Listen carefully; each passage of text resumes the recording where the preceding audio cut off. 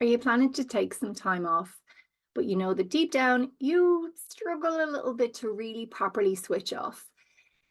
There's so many reasons why. We've got this incredible supercomputer in our pocket. There's literally more, compute in this little device than flew a man to the moon for the first time.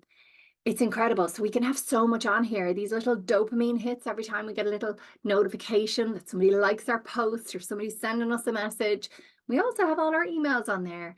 We can do our jobs on there. We can run a business on there.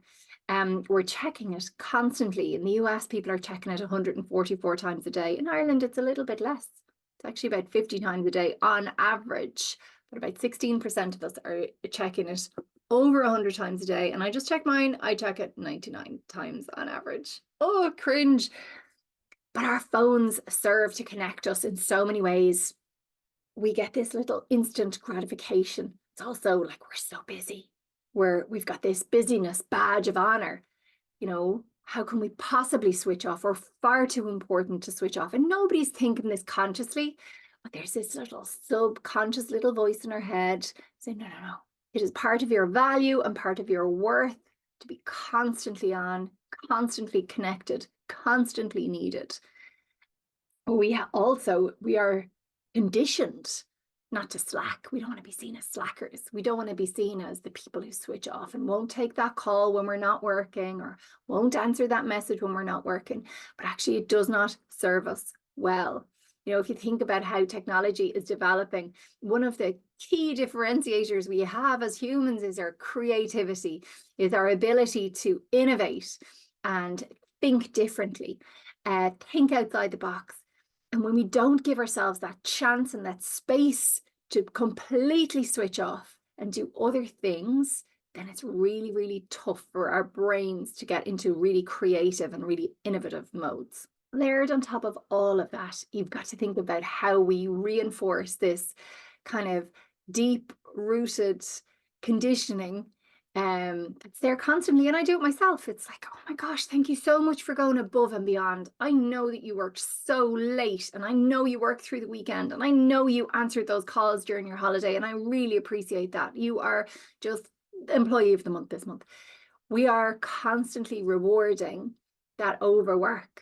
Actually, what we need to be rewarding is people who do great work within the boundaries of their working day.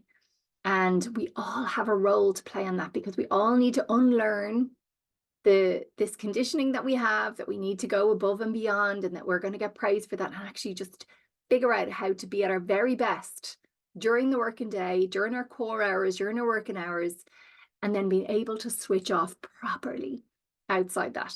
And when we get the chance to switch off, it's like when you have a shower, go for a walk, suddenly all these ideas come to you.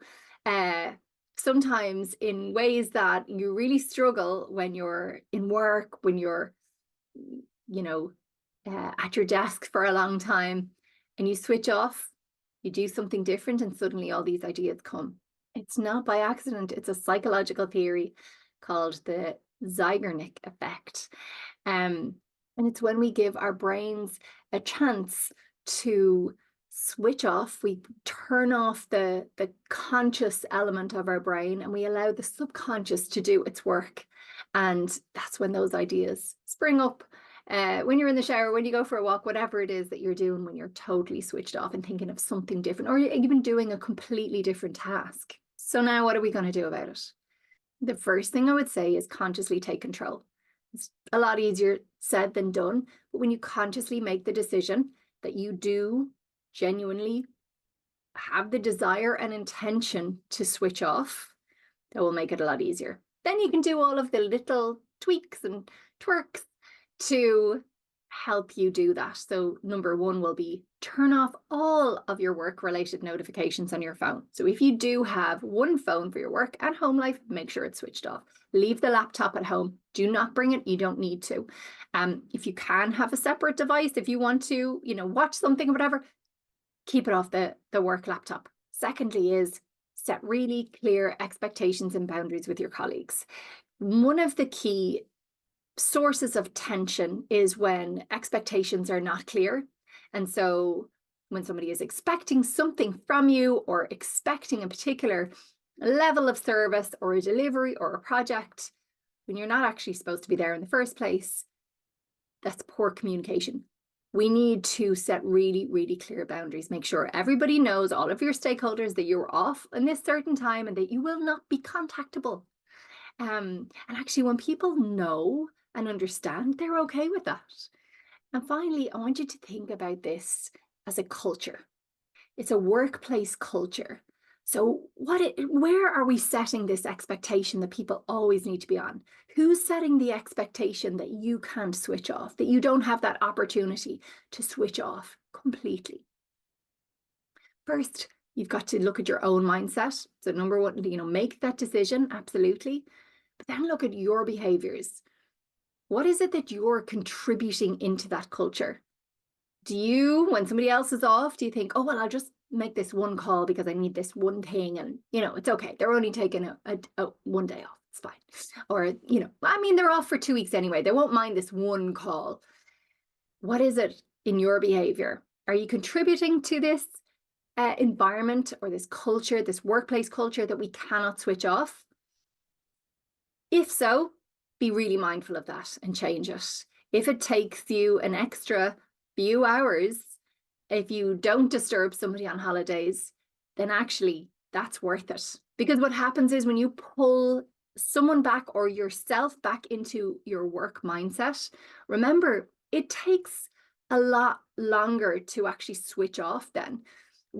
Typically, when we stop working, in particular for summer holidays or an extended break, you end up being so busy coming up to it that it takes a few days to decompress it all, to forget it all. You want to be coming back to work nearly forgetting what it is you do in the first place. That's the mindset that you want when you come back from a break. So with that, if you are taking a break, if you aren't taking a break, consider how you contribute to the environment where people can switch off, where you can switch off, where your colleagues can switch off, where they can come back energized, revitalized, full of new ideas, ready for their work, so that they can be at their best. And that's what this is about. When we overwork, when we never switch off, we cannot be at our best. We're exhausted, we're stressed, workplace stress is on the rise. We have to figure out how to reduce that, how to calm it down and design calm work. So with that, look at this weekly twerk and think about what can you do to help yourself switch off, help your colleagues switch off, and let's make work better together.